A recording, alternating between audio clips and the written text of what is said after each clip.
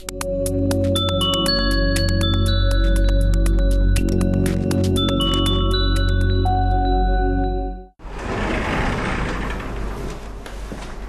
هذا جزء بسيط من أرشيفي اللي موجود يمي حاليا. Voici les photos de mes collègues qui ont été tués à Bagdad. Ça, c'est mon amie comédienne. Elle a été tuée à Bagdad. Ça, c'est un collègue qui a été tué en Irak, à Bagdad aussi. Lui aussi, il a été tué à Bagdad. Et le dernier, tué aussi. À côté de lui, cet autre artiste est parti en exil en Finlande.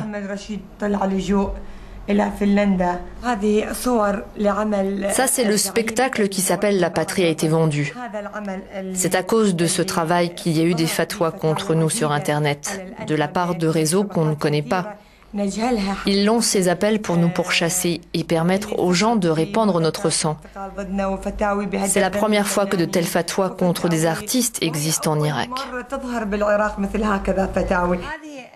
Maïs Goumar était une vedette en Irak. Elle est aujourd'hui réfugiée à Damas, la capitale syrienne.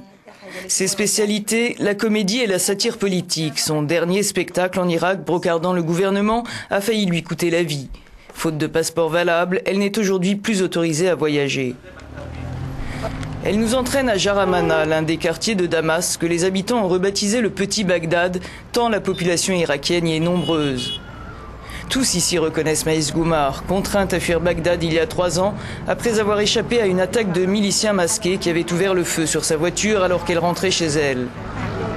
Comme elle, la plupart des habitants de Jaramana ont fui la violence et les exactions des milices dans leur pays. La Syrie est aujourd'hui le premier pays d'accueil des réfugiés irakiens. Ils sont aujourd'hui environ 1,5 million dans le pays, dont une grande partie à Damas. Les nombreuses voitures chargées de bagages qui parcourent les rues du quartier nous intriguent. Elles font la navette entre Damas et Bagdad pour le compte de petites sociétés de transport comme celle de Mustapha. Ancien officier de l'armée irakienne sous le régime de Saddam Hussein, il est venu ici après avoir été victime de 3 attentats. Blessé par balle, il est venu à Damas se faire soigner avant d'y créer sa petite entreprise. La vérité, c'est que la Syrie est un pays touristique. L'été, il y a beaucoup de touristes.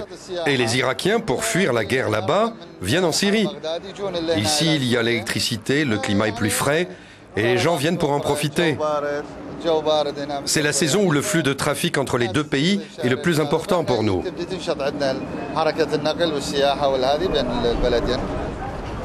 Un voyage impossible pour Maïs Goumar, tant que l'ambassade irakienne en Syrie ne lui délivrera pas de nouveau passeport, mais surtout tant qu'elle sera l'objet de menaces de mort. Lorsque je vois toutes ces voitures irakiennes qui sont remplies de familles qui rentrent de Syrie au pays en Irak, j'ai un double sentiment. De joie pour ceux qui rentrent chez eux, mais aussi de grande peine. J'ai les larmes aux yeux. Parce que je ne peux pas les suivre et rentrer dans mon pays. Nombre de ceux qui ont fui la guerre en Irak ne semblent pas prêts de repartir, admettent les autorités syriennes. Face au nouvel afflux de réfugiés qui a suivi l'explosion des violences confessionnelles en Irak depuis 2006, la Syrie a durci les conditions d'immigration. Les investissements des réfugiés les plus aisés ne suffisent pas à contrebalancer la charge que représente la population irakienne dans un pays de 20 millions d'habitants qui subit de plus les effets de la libéralisation amorcée en Syrie, explique cet économiste. L'impact négatif, c'est la hausse de l'inflation. Les prix des denrées alimentaires ont augmenté là où se sont installés les Irakiens et les prix de l'immobilier aussi. De plus, de nombreux biens et services sont subventionnés par le gouvernement syrien. Certains produits alimentaires, l'essence, l'électricité, les transports. La demande a augmenté pour tous ces produits subventionnés, qui sont bien sûr consommés par les Irakiens.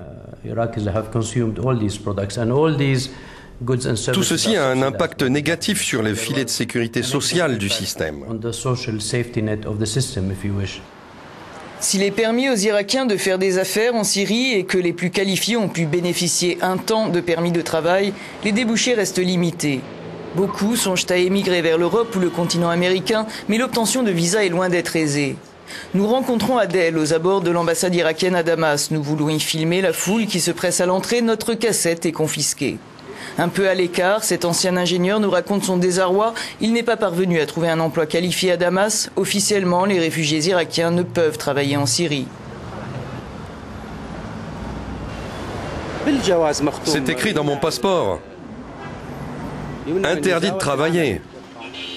Pas question, nous dit Adel, de travail clandestin, même si les autorités syriennes ferment les yeux par solidarité. Et ces démarches auprès du Haut Commissariat aux réfugiés de l'ONU n'ont pas abouti. J'étais ingénieur dans les forces armées irakiennes.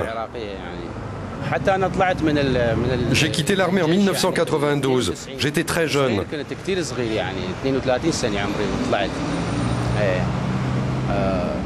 Mais à cause de cela, l'ONU ne m'a pas aidé à trouver du travail dans un pays tiers.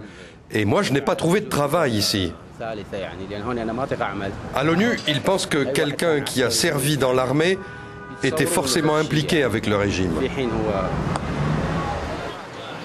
L'aide matérielle apportée aux réfugiés irakiens par le HCR et quelques ONG ne constitue qu'un appoint, nous disent tous ceux que nous rencontrons.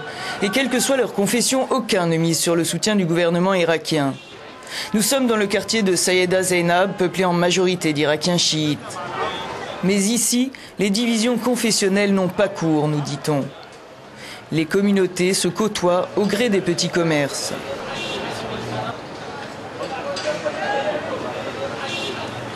Plus précieuse que toute aide matérielle, la paix et la sécurité, affirme ce restaurateur, un Kurde irakien.